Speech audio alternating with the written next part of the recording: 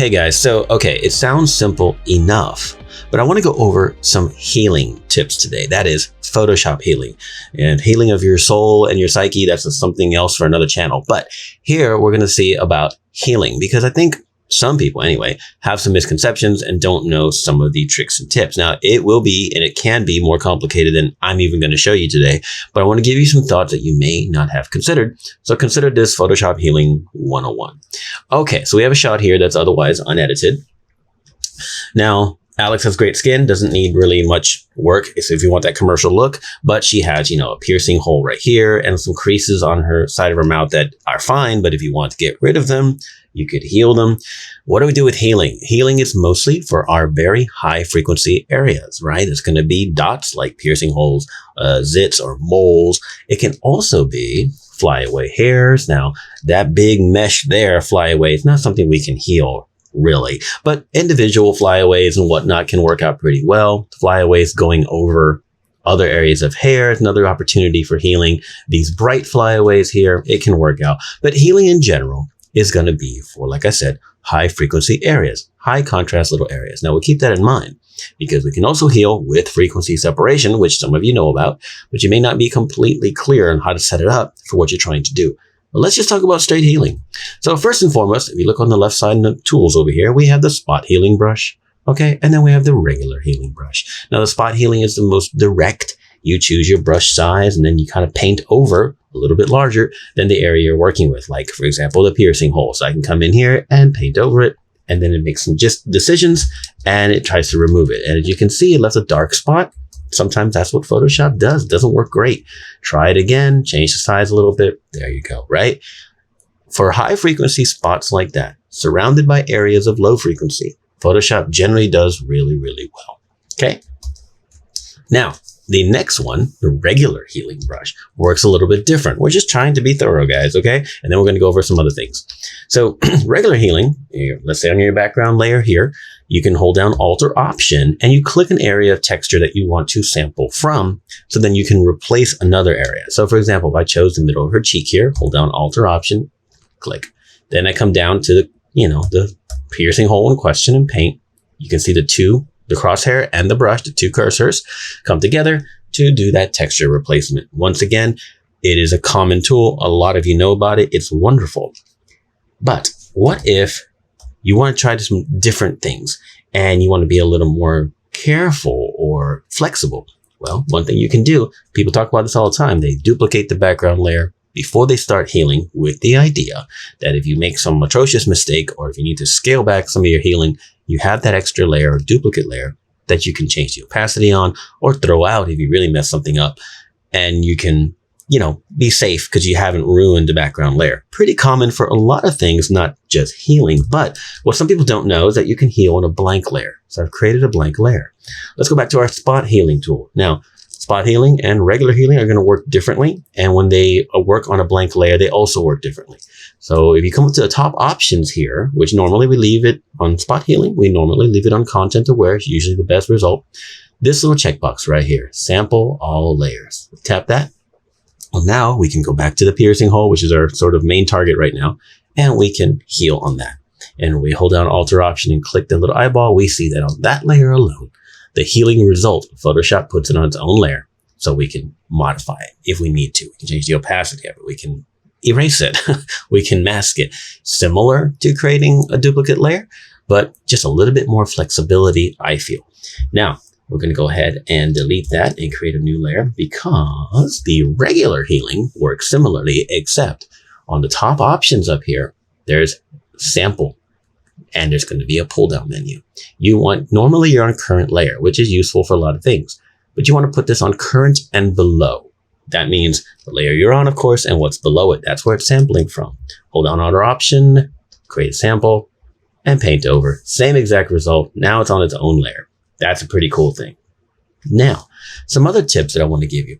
A lot of times people get confused as to what they can do when there's an area that's like a dot or a spot or something that needs to be removed from another area that's also high frequency, but you don't want to get rid of it. Let me explain what I'm talking about. Let's find a perimeter like right here on her chin. Okay. Let's create a problem. So what we're going to do is we're going to create a problem right here. No, maybe right there. And then we're going to create another one there. Okay, these are 2 problems. And we know what? We're going to create one here. No, maybe not there. How about here? Okay, now, if you have a background with doing a lot of healing, for example, this is the spot healing tool. I'm going to sample all layers. You're probably pretty confident that you can get rid of something like that one, right? On these, you might wonder what Photoshop's going to do. You paint it, and it got a little warble there. That worked out okay. How about this one? Okay, another little warble, not too bad. That's pretty successful. I got to say that's pretty successful. Now, a lot of times when you have an issue where it doesn't cooperate, then you won't want to use your regular healing brush, okay? But then if you come in here and go, well, I'd like to use my regular healing brush. I don't like what Spot's doing. I want to really get the texture right. You come over here and you go nearby and you go here, and then you go to edit or and look at that. It just ruins it, right? You come over here, but I want this texture right here and I want to get rid of it, and it blurs it out. See, Photoshop doesn't know what you want. The spot healing brush makes more AI type of decisions, and it's getting better every year.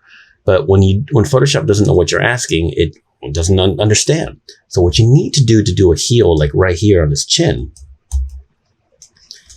when you get your regular healing brush, is you need to start the sample at a perimeter. So this dot is at a perimeter right on our chin, right? So we come over here and we sample from another perimeter similar to it right there. Then when we move over, we can make the brush bigger and see what we're doing right about there.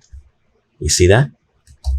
It knows, oh, I see what you're trying to do. You're trying to replicate a perimeter. Got it.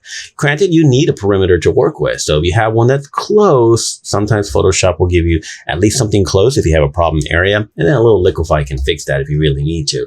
But that's one of the best tips I tell people when it comes to dealing with perimeters. Now, a lot of times, like I said, spot healing will solve it. Sometimes it won't. And that's why it's a good idea to know how to work with a regular healing brush, to tell Photoshop instructions, hey, here's a perimeter. I want you to replicate that to get rid of the problem area, if that makes sense. And I mentioned earlier frequency separation because it can be leveraged very good for healing, okay? So I'm going to go ahead and run the median one.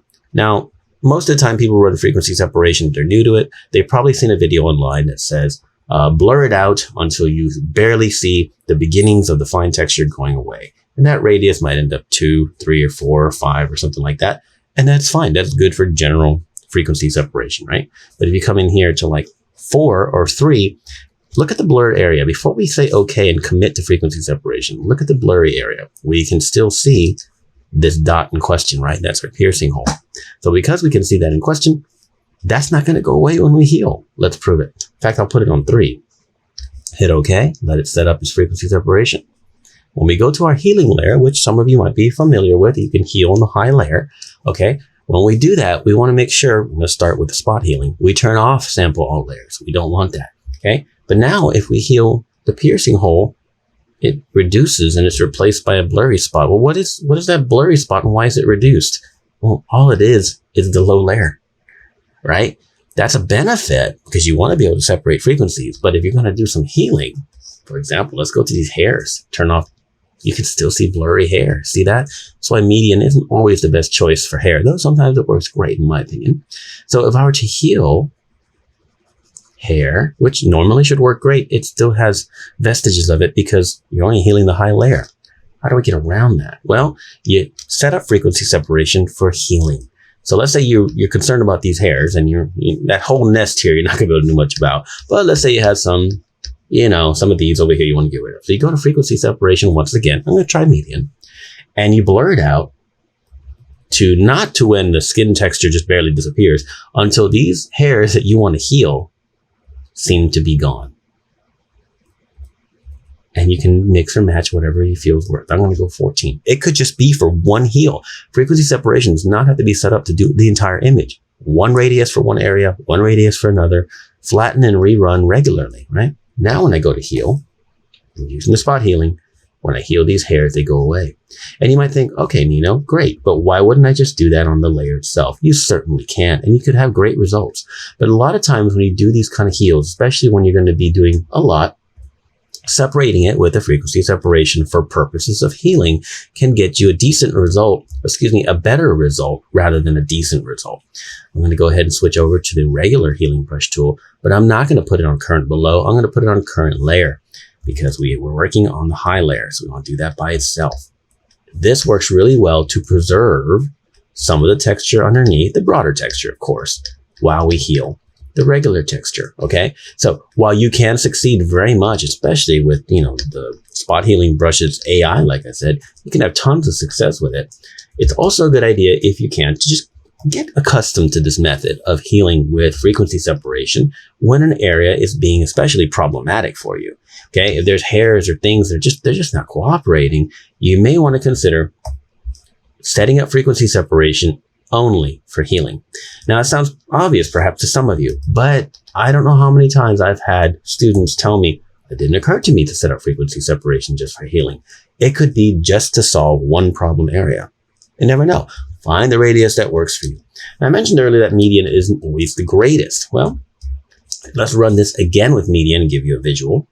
Okay, so here it's, we're trying to remove these hairs, and sometimes in this case, it looks like they're going to cooperate, but sometimes you don't want to have a huge radius because you want to do some fine healing work. But the hairs just aren't disappearing. Median is not making them go away the way you'd like at these slightly lower radii. So I'm going to go ahead and delete those two, and I'm going to run, weirdly enough, Gaussian. I have a Gaussian frequency separation often just for this purpose. Okay, so I'm going to put like a 15 or 16. It's absolutely obliterating everything. Perimeters are ruined. We don't want that. That doesn't matter. But now I can heal hairs pretty easily and often at smaller radii than 20 or 15 or whatever. I did this one a little higher just for demo, for the video. But see, for purposes of just hacking away at some of this hair, if that's what you want to try, sometimes even Gaussian works because it's going to remove the areas that you want to remove. You come there, it gets rid of it, still preserving decent texture. You have to play with it back and forth, but that's one thing people don't always realize about healing, They don't realize about healing. Sometimes you do it on frequency separation just for purposes of healing. Keep that in mind. Now, the healing brush in general, that conversation always leads us into the patch tool. Now, I don't use the patch tool a whole lot. I find that you can do a lot more things that I need to do anyway without it, and the patch tool generally complicates things for me. I also don't enjoy some of the patterning it gives. However, I have seen many people leverage the patch tool very, very well. I feel like it's a conversation for another video, so I just want to mention those couple of healing tips there. As a quick review, don't forget, when you're on the spot healing, make sure that you either sample all layers on or off, depending on what you're trying to do. Sample all layers on, it's great for a blank layer on top that you're healing with, and turning it off is great for, healing on frequency separation layer, the high layer. And of course, on the regular healing brush, we have the similar function, current layer, current and below, and all layers. Current layer is the default, of course. That works really well for most things. Current and below is great for that blank layer function. And of course, when you're healing on the high frequency layer, you want to keep it on current layer as well. So those are some quick thoughts about healing that maybe or maybe not you thought about. If you have any questions, drop me a comment below or email us, nbp@ninobatista.com. See you guys next time.